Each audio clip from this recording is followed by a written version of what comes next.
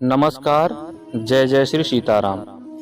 हम बात कर रहे हैं पिछले एक दो वीडियो से कि पितृकर्म क्या होता है, श्राद्ध क्या होता है। इसके बारे में ऑलरेडी हम 2 वीडियो बना चुके हैं, जिसमें श्राद्ध क्या है उसकी बृहद व्याख्या उपनिषदों में क्या है, धर्मशास्त्रों में क्या है, उसके बारे में चर्चा किया हूँ। आज हम बात करेंगे कि श्राद्ध की जो प्रक्रिया होती है वह कितने प्रकार की होती है, अर्थात जो श्राद्ध है वह किन प्रक्रियाओं से पूर्ण होता है। लेकिन आगे बढ़ने से पहले हम आप सभी से निवेदन करना चाहते हैं कि आप हमारे चैनल को सब्सक्राइब कर लें और बेल आइकन प्रेस कर दें। कारण यह है कि जो हम क्रमबद्ध तरीके से एक एक विषय को ला रहे हैं उसमें कोई इस प्रकार से नहीं है कि विषय अधूरा हो। जिस विषय को मैं प्रारंभ कर रहा हूँ उसको पूर्ण करने का प्रयास कर रहा हूँ, तो आप सभी को एक क्रमबद्ध तरीके से नोटिफिकेशन मिलता रहेगा, तो आप पूरे के पूरे विषय को समझ सकते हैं। और मेरा भी उत्साह थोड़ा बढ़ता रहेगा कि जब सब्सक्राइबर बढ़ेंगे तो मुझे लगेगा कि जो मैं कार्य कर रहा हूँ वह आपको अच्छा लग रहा है।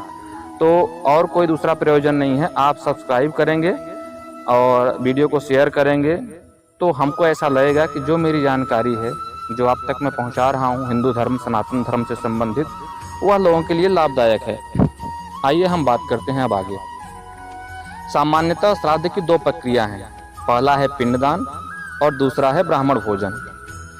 मृत्यु के बाद जो लोग देवलोक या पितृलोक में पहुंचते हैं वो मंत्रों के द्वारा बुलाए जाने पर उन लोगों से तत्क्षण श्राद्ध देश में आ जाते हैं और निमंत्रित ब्राह्मणों के माध्यम से भोजन कर लेते हैं। सूक्ष्मग्राही होने से भोजन के सूक्ष्म कणों से आघ्राण से उनका भोजन हो जाता है और वो तृप्त हो जाते हैं।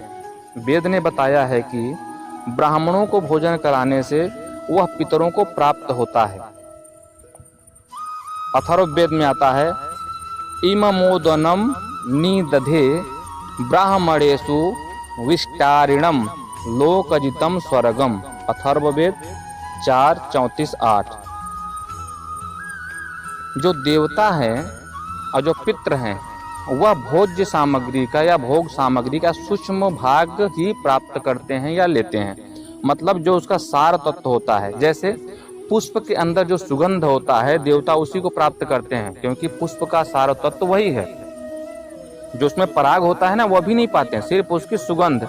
ऐसे भोज्य सामग्री का जो सूक्ष्म अति सूक्ष्म भाग होता है, उसके जो पोषक तत्व होते हैं, भाग होते हैं, देवता और पितृगण उसी को प्राप्त करते हैं। अब कौन से देवता किस रूप में लेते हैं, कौन से पितर किस रूप में उसे प्राप्त करते हैं, कौन से योनि में वो गए हुए हैं, जिसकी चर्चा हमने पिछले वीडियो में किया हुआ है, वो उसी स्वरूप में परिवर्तित करके उसको प्राप्त कर लेते हैं।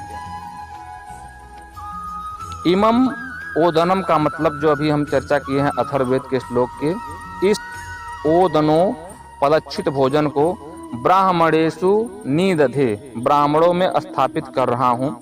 यह भोजन विस्तार से युक्त है और स्वर्गलोक को जीतने वाला है। मतलब इस तरह की भावना हम करते हैं, कामना करते हैं कि यह भोजन है, इसे मैं ब्राह्मणों में स्थापित कर रहा हूँ और यह भोजन हर प्रकार के विस्तार से युक्त है, अर्थात सभी को पाने योग्य है, जितने भी हमारे पितर हैं।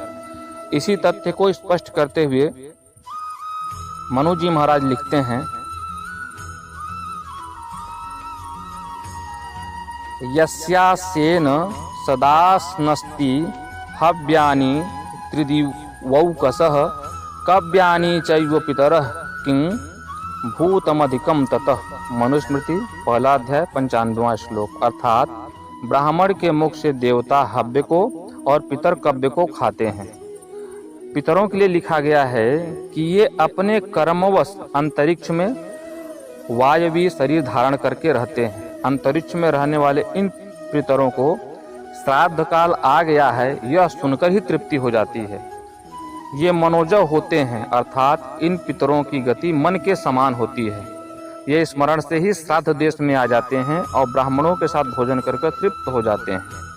इनको सब लोग इसलिए नहीं देख पाते हैं क्योंकि इनका शरीर वायु के समान होता है। जिस तरह से वायु को हम नहीं देख पाते हैं, इसी तरह से हम अपने पितृ को भी नहीं देख पाते हैं।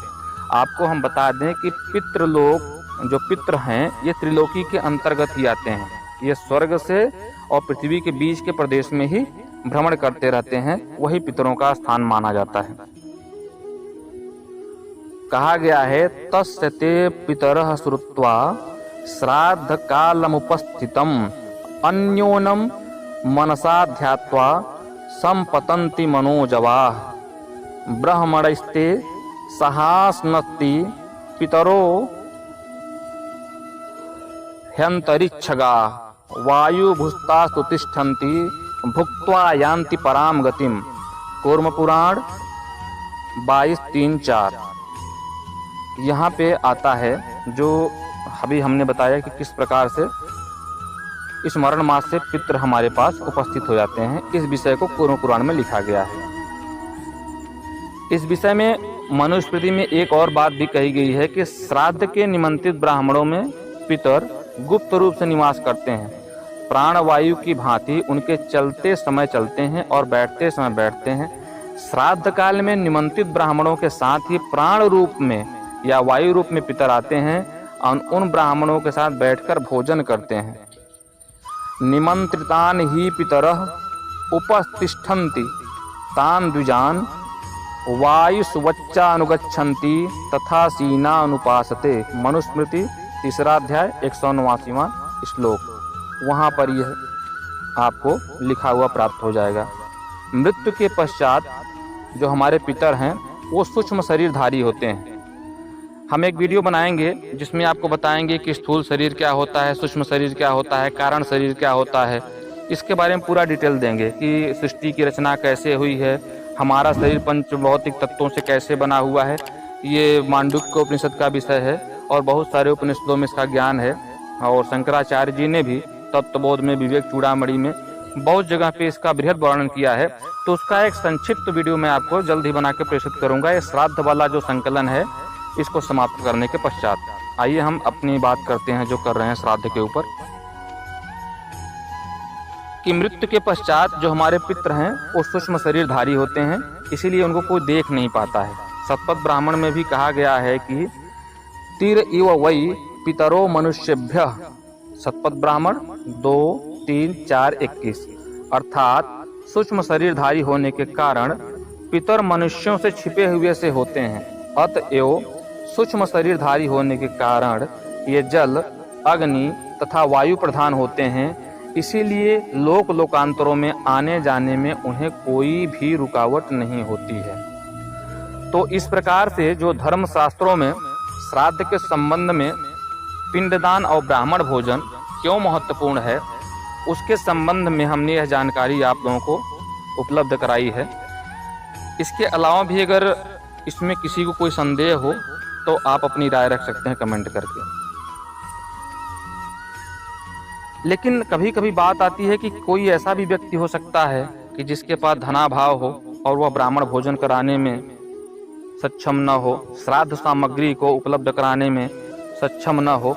तो ऐसा व्यक्ति क्या अगर श्राद्ध कर्म नहीं कर पाता है विधि विधान से तो उसको दोष लगेगा, पितृ उससे रुष्ट होंगे?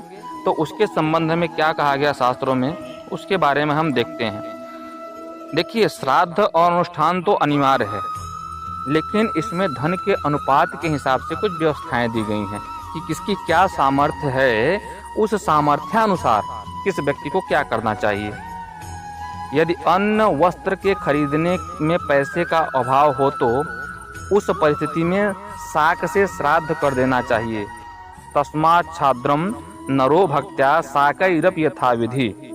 तो जो विधान है श्राद्ध का, विधि वही होगी, लेकिन उसमें जो शाक होता है, मतलब कि कोई सब्जी शाक जो भी उपलब्ध हो जाए पौधे पुष्प से, उसी के द्वारा श्राद्ध विधि कर देना चाहिए।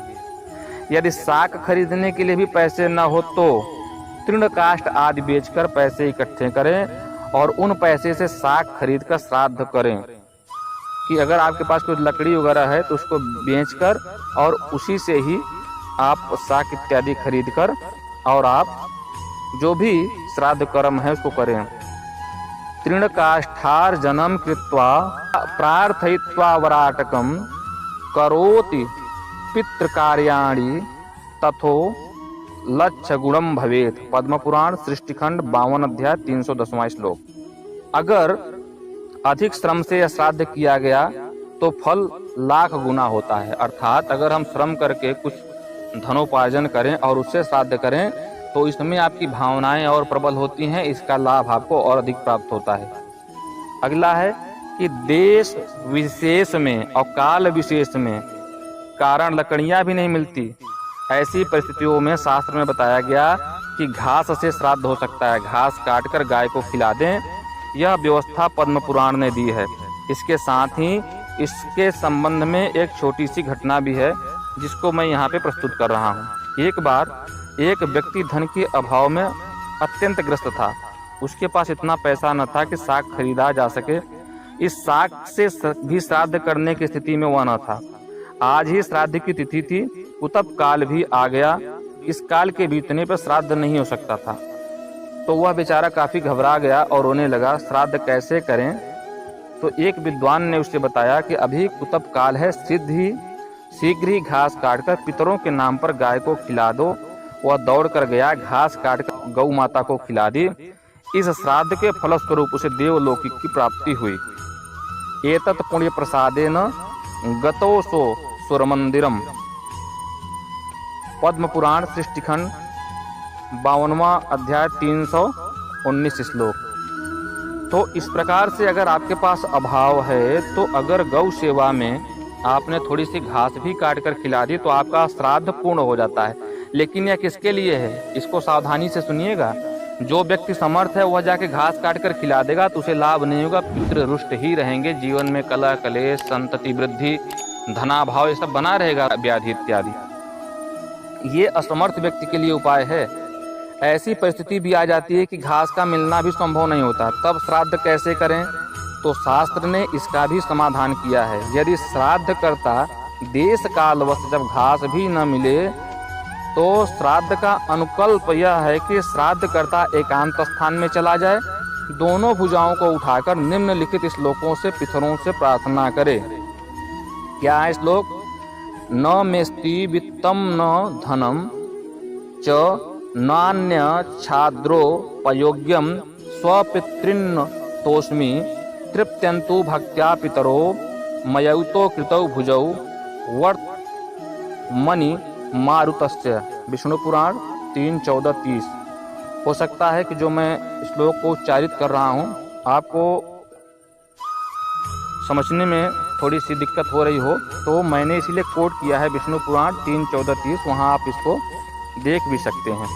अर्थात, हे मेरे पितृगण, मेरे पास श्राद्ध के उपयुक्त न तो धन है न धान्य आदि हैं।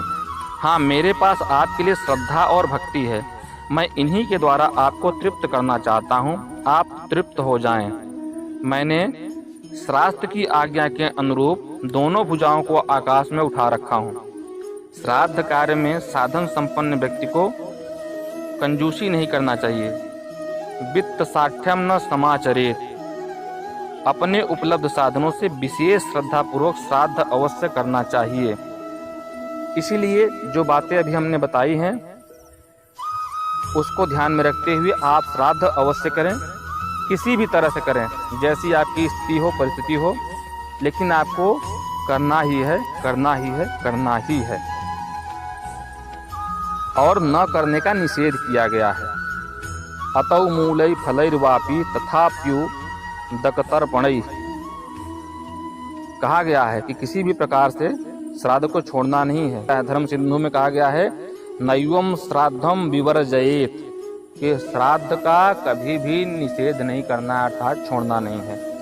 तो आज हमने समझा है कि श्राद्ध के जो दो मूल घटक कौन कौन से हैं, श्राद्ध कैसे पूर्ण होगा, और दूसरा हमने क्या समझा है कि सामग्री के अभाव में श्राद्ध की संपन्नता कैसे सुनिश्चित की जाए।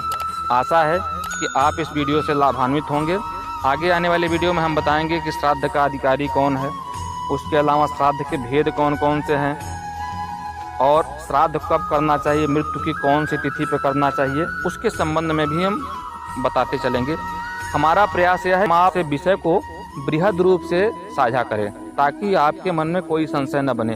हम पूरे विषय को समराइज करके संक्षिप्त रूप में एक वीडियो में भी समझा सकते हैं, लेकिन उससे आपके मन में बहुत सारे संदेह शंका उत्पन्न होंगे। तो इसीलिए हम धीरे धीरे 5-6 वीडियो के माध्यम से श्राद्ध के संबंध में पूरा विवेचन दे देंगे। फिर भी आपकी क्या राय है इस वीडियो पे, आप जरूर कमेंट कीजिएगा।